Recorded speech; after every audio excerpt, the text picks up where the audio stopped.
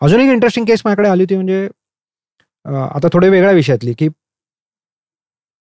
Uric acid हाय सदैव माझा आहे अशी तक्रार घेऊन माझ्याच वयाचा 40शीतला एक मित्र माझ्याकडे आला काही महिन्यांपूर्वी. पण तो म्हणला, अरे 10 वर्ष झाली ते सारखं हायच असतं, माझ्या ते लॅबमध्ये हाय येतं, डॉक्टरही म्हणतात, मग माझ्या गोळ्या घेऊन झाल्या, मग युजली सल्ला काय दिला होता की प्रोटीन कमी खा. मग तेही मी करून बघितलं, म्हणजे माझं काही कमी होत नाहीये. मग तो माझ्याकडे कन्सल्टेशनला आला होता, तो आणि त्याची बायको दोघंही. म्हटलं ठीक आहे, म्हटलं आपण करू याच्यावर काम. तर आता युरिक ऍसिडची थोडी गंमत, मग अशी मी किडनीचा उल्लेख केला आपल्या त्या झाडावर, कारण किडनी पण आहे. की कसं आहे, किडनीचं जे फिल्टरिंगचं काम चालू आहे त्याचा इन्शुलिनच्या हेल्दी लेवल असण्याशी खूप संबंध आहे, आणि ते महत्वाचं आहे तिच्यासाठी. राईट, योग्य पद्धतीने तिचं फिल्टरिंग होणं याच्यामध्ये हा इन्शुलिन बाधा आणत जातं. बरोबर, ही पहिली गोष्ट झाली. दुसरी गोष्ट अशी आहे की युरिक ऍसिड म्हणल्यानंतर आपल्या ज्यांना माहिती आहे तो विषय, त्यांच्या डोक्यात ताबडतोब प्रोटीन असं येतं. आता प्रोटीनच्या मेटाबॉलिझम मध्ये युरिक ऍसिड तयार होतं ही गोष्ट खरी आहे. त्यामुळे युरिक ऍसिड वाढलं की आपलं नॅचरल काय इन्क्लिनेशन असतं की अरे बापरे, तू बहुतेक जास्त प्रोटीन खातोस, किंवा तू कमी कर, तुझ्या बॉडीला झेपत नाही, किडनीला झेपत नाही फिल्टर करायला.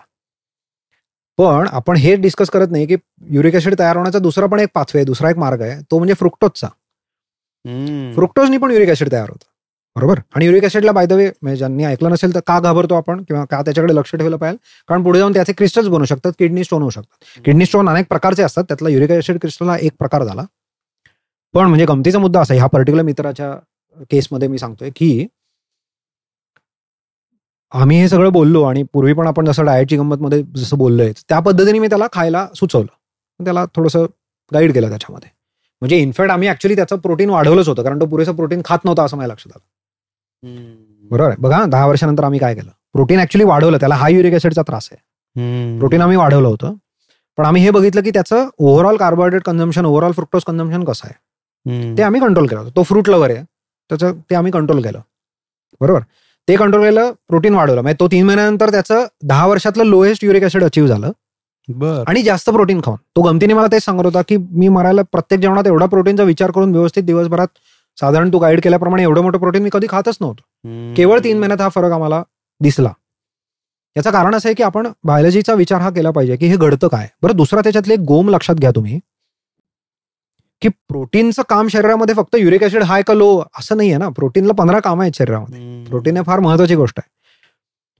म्हणजे समजा त्याला अॅनॉलॉजी मी तुम्हाला अशी देईन की एखादा मुलगा तुम्हाला येऊन म्हणला शाळेतला की अरे दादा किंवा काका, अभ्यास करताना अरे फार डोकं दुखतं, तर तुम्ही त्याला अभ्यास करू नका सांगाल का?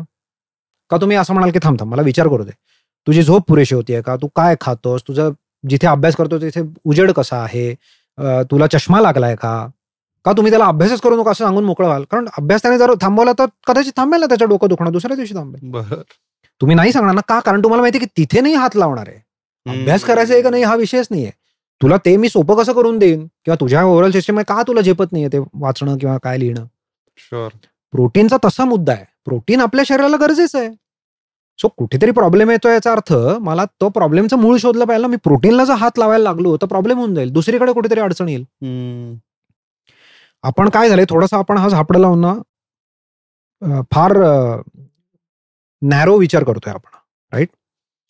तर ह्या अशा विचारामुळे आपण अशा गोष्टींना हात लावायला जातोय की जिथे हात लावू नये, कारण त्या बायोलॉजिकली फार फंडामेंटल गोष्टी आहेत, महत्वाच्या गोष्टी आहेत.